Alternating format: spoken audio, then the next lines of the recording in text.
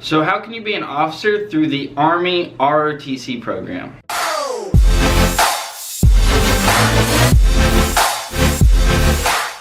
Alright guys, so this is the second installment of my How to Be an Officer series, little mini series that I'm doing for you guys. The first video that I went over was the Green to Gold program. If you missed that, I should link that up somewhere, possibly in the description or maybe a card right here.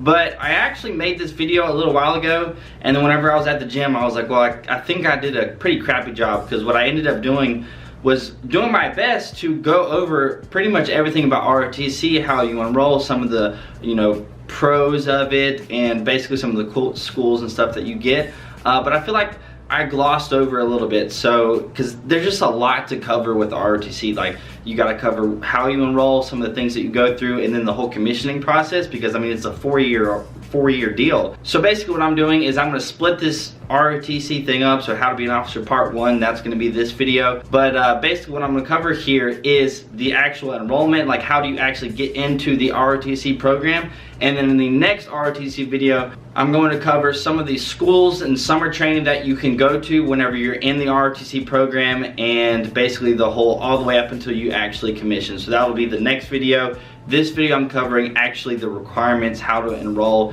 and maybe a few extra small things. So the Army ROTC program, I get this question every now and then because I am in the Army ROTC program, and they'll ask me, how do I get in? And like, is it hard to get into ROTC? Things like that. It's actually super simple and easy to enroll in ROTC. Now, enrolling in ROTC and contracting as a ROTC cadet are two different things. Now, I am going to explain the difference here, right? So, I will say, if you are coming from the Green to Gold program, which I talked about before, you've already gone through this process. You are now going to be enrolled and contracted in the ROTC program. Now, what's the difference between enrolling in ROTC and being contracted as a cadet? Well, first off, ROTC is actually just a course that you take in college. Like, it is literally just an elective. Anybody can take it. So the way that you can enroll in ROTC is in college. What you do is you just sign up for your classes. So you're like, okay, I want to take this class and this class and this class,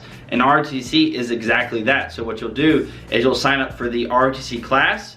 So if it'll be your first year, you'll sign up for the MS1 year, and you'll sign up for the MS1 lab, which a lab is going to be like a Saturday thing that you do like once a month, which is like an 8-hour ordeal. But that's all you have to do to enroll in ROTC. Now, to figure out whether or not there is a ROTC class at the college that you want to go to, it kind of just depends. Like, if you are in high school right now and you're wanting to take ROTC in college, there's over 1,000 different colleges around the US, or Puerto Rico or whatever, all the other places that will have ROTC colleges. But there's over 1,000 that actually offer ROTC. There's only like 270 or something schools that actually have ROTC at the school. So if you don't have ROTC at the school, what you'll do is you'll kind of like just commute over to the school. So you're gonna have to be near one of those schools. And if you don't live near one of these schools that have ROTC that offer it, you're either just gonna have to commute really far or just do something. But that's that. If you currently go to a college and your college doesn't offer ROTC, then you'll just have to switch or transfer to a college that does offer ROTC, or move somewhere. But that's how you're gonna do it, because there's only 1,000 plus 1,100 or something colleges that offer ROTC where you can actually just enroll in the course. Now, once you enroll in the course, what happens, right? So if you want to go the route of actually being contracted to be an officer, how do you go about doing that? Because just because you take the classes does not mean that you're going to be an officer. It does not at all. So when you're going through the enrollment process for ROTC, if you're looking to pursue a contract in ROTC, you're going to want to talk to the enrollment officer at that school. So if you go to your school's website, if you type in like Army ROTC, if there's an Army ROTC program there, you should come up with like some kind of page, and then call or email the enrollment officer at that ROTC program, right? So you're going to be able to communicate with them, the whole process of wanting to get contracted, because there's going to be some requirements that you're going to have to do in order to go from just taking the class to actually signing a contract saying that you're going to graduate as an officer once you complete all the training. Now, the first requirement is going to be that you're a US citizen. you got to be, I believe, from age 17 to 27, because once you commission as an officer, you need to be 31. There's also a different age thing, so you can also be 39. I will actually just Google this real quick just to get you guys the exact age requirement. Alright, so for the Army ROTC scholarship, so if you get a scholarship in the Army ROTC program, you cannot be past 31 whenever you commission, right? So you're gonna have to be younger than 31 whenever your commissioning date is held. But if you're not a ROTC scholarship, so if you don't have a scholarship, then you've got to be under age 39, so that's much older, right? So it also says here, if you're from the age of 35 to 39 when you do commission, you're going to need to get a waiver from the brigade ROTC commander. So those are going to be the age requirements.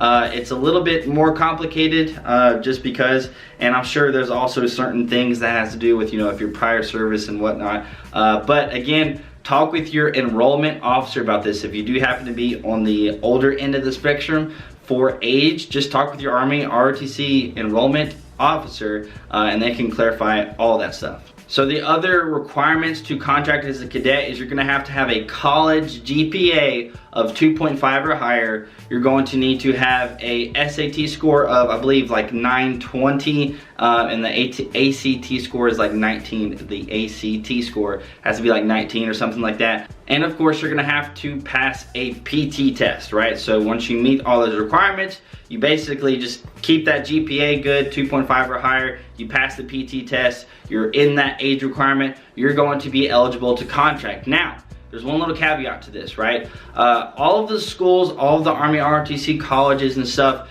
they can't just contract anybody, right? You can't just be contracted, you know, as many people as you want. They just can't throw out contracts to everybody. What's gonna happen is each school, each ROTC program has so many slots that they can contract. I think my school in particular has like in the lower 20s or so, and I think it's about 22, or at least the time that I was contracting, it was like 22, and I think I was like the 20th person to enroll or to contract. So what happens is there's so many slots. There's a set number of contracted slots that they can issue out, and that is per year. So this year, I'm in the graduating class of 2018, so there's so many slots that they can use or that they can fill in 2018 class. And then for the 2019 class, there's so many slots. Then for the 2020 class, there's so many slots. So what will happen is, let's say the school is filled up. There's, you know, maybe you're at a smaller school, they only have like 6 slots available. Well, what's gonna happen is you're literally just gonna have to go to the next year. So you're gonna have to do like another year of school, and you're just gonna have to suck it up unless, like, for some reason somebody drops their slot or they get kicked out or something like that, because they're not going to be able to issue extra slots if they don't have them. So that's gonna be the only caveat to this. So if you meet all the requirements, hopefully it should be like, it's definitely more likely to get in than it is to not. So like if you're wanting to enroll in Army ROTC your first year, second year, maybe even at the beginning of the junior year, then you should be a-okay to get a slot. So that is how the majority of you guys watching this right now are going to enroll in Army ROTC. Like I said before, in the Green to Gold program, you're already gonna be done. You're already going to be enrolled in Army ROTC. If you're coming from a high school, your freshman year, you're gonna be pretty much good to go to enroll in the ROTC, because ROTC is a 4-year thing, right? You have to do all 4 years of ROTC unless you have these 2 cases, right? So if you are prior service like myself, you've gone to basic training, you've gone to AIT, you don't have to do the first 2 years of ROTC, because basically the first 2 years are teaching really basic stuff, right?